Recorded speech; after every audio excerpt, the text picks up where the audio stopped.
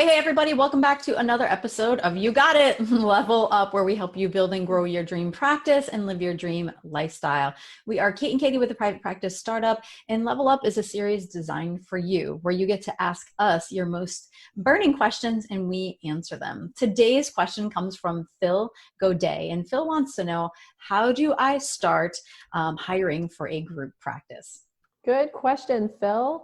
I'm kind of knee deep in this process myself right now, and we'll answer that in just a moment. But first, I want to say thank you to TherapyNotes for being such a huge support of Startup Nation and sponsoring the series.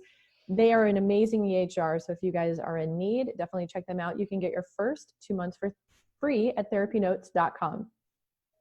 Yes, all right. Great question, Phil. I am in the process of currently expanding our Fort Lauderdale office here in sunny South Florida into the west side of Broward County into Coral Springs. So I am bringing on a lot of new team members, although they won't be employees because I have a different business model. It is a process, and it's something that's really good to be first, just kind of take a step back, right? If you recognize that you have a full caseload and you're constantly referring people out of your practice, or you have a long wait list, or you're getting up to that point where you're going to need to have a wait list, it might be time for you to look at bringing on some other therapists who could work at your current location during the times that you are not seeing clients, because you can't see clients all day, every day. So your office space is likely going to be having availability there, depending on what your setup is. So first step is to really determine what you want your business model to be. Are you going to have a real estate business model where therapists are renting space from you by the hour, or by the day, during timeframes, specific timeframes, or are you going to have an employee model? And in some states, you're required to have an employee model, like California, for instance. So you want to make sure you're doing your research there and that you're looking at the numbers of what it is in terms of the income that you're bringing in now, what the expenses are going to be when you expand and you have a group practice, and looking at your income goals there.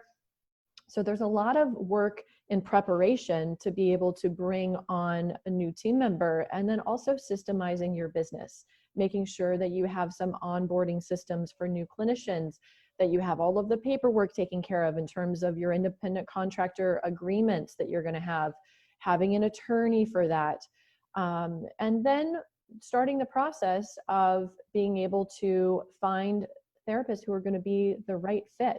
You don't want to just work with therapists and invite anybody into your group practice. You really want therapists who are going to be in alignment with your values, with your vision, your mission, your culture, and so that it's a really good fit there. And I know I could go on for hours about this. So Katie, I'm sure you have some thoughts that you want to add as well.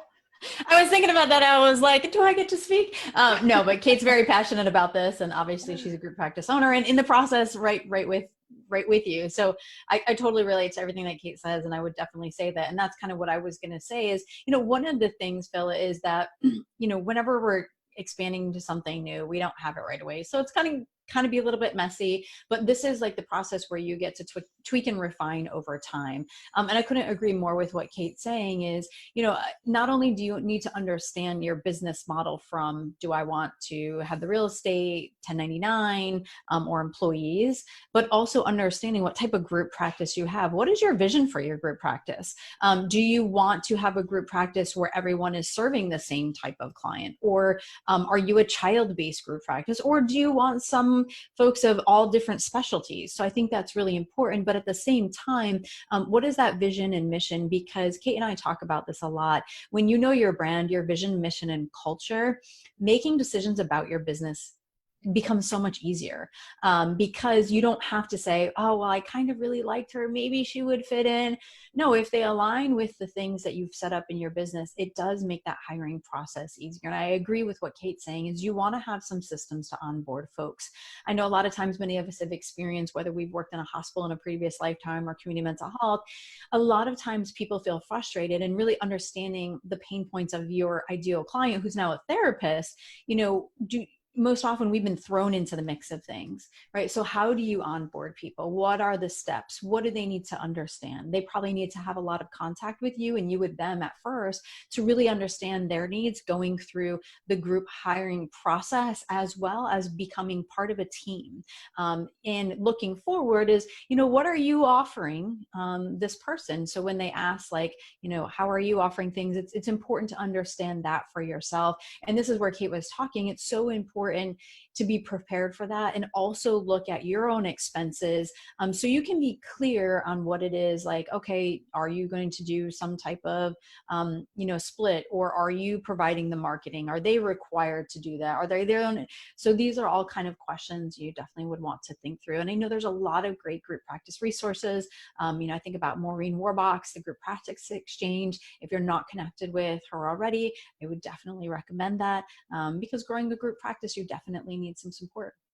Absolutely. And certainly you need help with marketing as well. So if you want to do a deep dive into your business foundation and marketing to be able to really expand and grow your group practice, we've worked with a ton of group practice owners and solo practitioners transitioning into that process of expanding with the group practice. You can check out our private practice marketing e-course and coaching programs. We've got a self-study option that you can do anytime. And we also offer the coaching several times a year. So check that out in the resources section below. Stick with it, and we will see you guys on the next video. In the meantime, stay inspired. You guys got this. Yeah. And listen, if you guys have a question, look for the Ask Us post every Tuesday that pops out. Yes. And go ahead and ask us a question right then and there. We're going to go ahead and answer it. And maybe your question will be on this series. So you guys got this. We'll see you next time. See you next time.